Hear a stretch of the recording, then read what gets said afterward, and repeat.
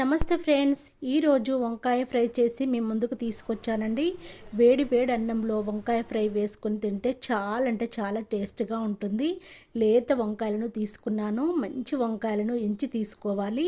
ఒక గిన్నెలో వాటర్ని వేసుకొని అందులో సాల్ట్ వేసేసుకొని పెట్టేసుకోవాలి. వంకాయలను ఇలా తోకలు కట్ చేసేసుకొని వంకాయలను పొడుగు వంకాయలు తీసుకున్నాను. పొడుగు వంకాయలు లేత వంకాయలను తీసుకోవాలి. అప్పుడే వంకాయ ఫ్రై చాలా అంటే చాలా టేస్ట్గా ఉంటుంది. కట్ చేసిన వంకాయలన్నీ ఉప్పు నీటిలో వేసేసుకున్న తర్వాత స్టవ్ పైన ప్యాన్ పెట్టేసుకొని 2 స్పూన్ల వరకు ఆయిల్ వేసేసుకొని ఆవాలు జీలకర్ర వేసుకొని రెడ్గా ఫ్రై చేసుకోవాలి. కట్ చేసి పెట్టుకున్న ఉల్లిపాయ ముక్కలు, పచ్చిమిర్చి ముక్కలు, కరివేపాకును వేసేసుకొని ఫ్రై చేసుకోవాలి.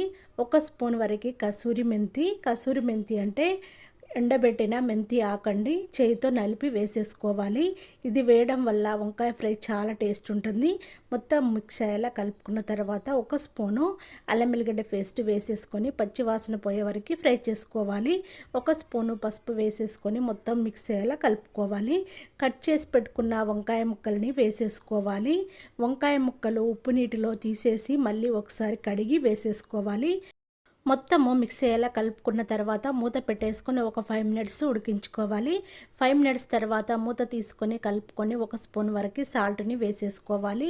సాల్ట్ చూసి వేసేసుకోవాలి. మొత్తం మిక్స్ అయ్యేలా కలుపుకొని మూత పెట్టేసుకొని మరొక 5 మినిట్స్ వరకు ఉడికించుకోవాలి. 5 మినిట్స్ తర్వాత మూత తీసుకొని అంతా ఒకసారి కలుపుకోవాలి. చూడండి, వంకాయ ముక్క మంచిగా ఉడికిపోయింది. ఇప్పుడు ఒక కట్ట కొత్తిమీరను తీసుకొని సన్నగా కట్ చేసి వేసేసుకోవాలి. మొత్తము మిక్స్ అయ్యేలా కలుపుకోవాలి.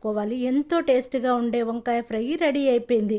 టమాటా కర్రీ ఎంత త్వరగా అవుతుందో వంకాయ ఫ్రై కూడా అంతే త్వరగా అవుతుందండి. ఈ పొడుగు వంకాయలు, లేత వంకాయలు తీసుకున్నాం కదా, చాలా అంటే చాలా టేస్టీగా ఉంటుంది.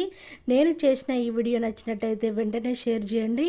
నా ఛానల్ని సబ్స్క్రైబ్ చేసుకోండి. బెల్ సింబల్ వస్తుంది, దానిపైన క్లిక్ చేస్తే ఆల్ అనే ఆప్షన్ వస్తుంది.